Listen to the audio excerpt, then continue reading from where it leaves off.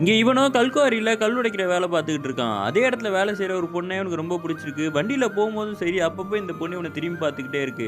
ஒரு நாள் ஃப்ரெண்டு கிட்ட கூட சொல்லி பார்க்குறான். "டேய் அந்த பொண்ணு உன்ன சும்மா தான்டா பார்த்துருக்கோன்னு" அவன் கலாய்ச்சு விட்டுறான். ஒரு நாள் அந்த பொண்ண தனியா கூப்பிட்டு, "நான் சந்தைக்கு போயிருந்தேன்.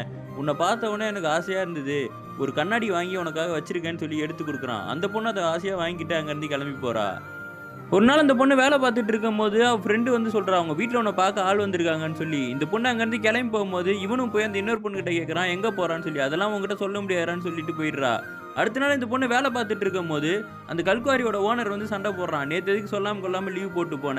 இன்னும் 10 நாள் கூட லீவ் எடுத்துக்கோ. ஆனா பிரச்சனை கிடையாது. நீங்க என் கூட கொஞ்சம் அட்ஜஸ்ட் பண்ணி போன்னு" அந்த பொண்ணு மேலயே தப்பா கை வச்ச உடனே, அந்த பொண்ணு அங்கருந்து அமைதியா போயிடுறா.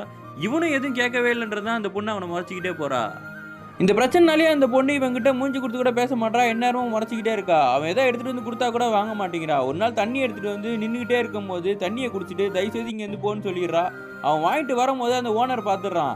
அந்த பொண்ணுக்கு தான் தண்ணி எடுத்துட்டு போய் குடுப்பியா? அதுக்கு தான் உன்ன வேலைக்கு வச்சிருக்கானா? கல் உடைக்கிற வேலைலாம் கிடையாதான்னு சொல்லி அவன போட்டு அடிக்கிறாங்க.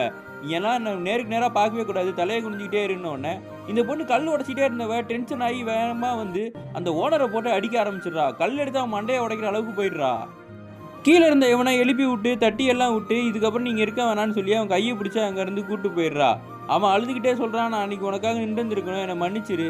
இதுக்கப்புறம் நம்ம 2 பேரும் கல்யாணம் பண்ணிப்போமான்னு" கேட்கும்போது, அந்த பொண்ணு அழுதுகிட்டே இவன கட்டி பிடிச்சுட்டு சொல்றா, "எனக்கு இந்த கல்குவாரியில வாழணும்னு ஆசையே கிடையாது. உன்ன கல்யாணம் பண்ணிட்டா கடைசி வரைக்கும் நான் இப்படி தான் இருக்கணும்னு சொல்லி, நீ இதுக்கப்புறம் என்ன பார்க்காத, என்கிட்ட பேசாத, ஃபியூச்சர்ல நீ என்ன பார்த்தா கூட என்ன கண்டுக்காதன்னு" சொல்லி அவன் வாங்கி குடுத்த கண்ணாடிய கூட திருப்பி குடுத்துட்டு போயிடுறா.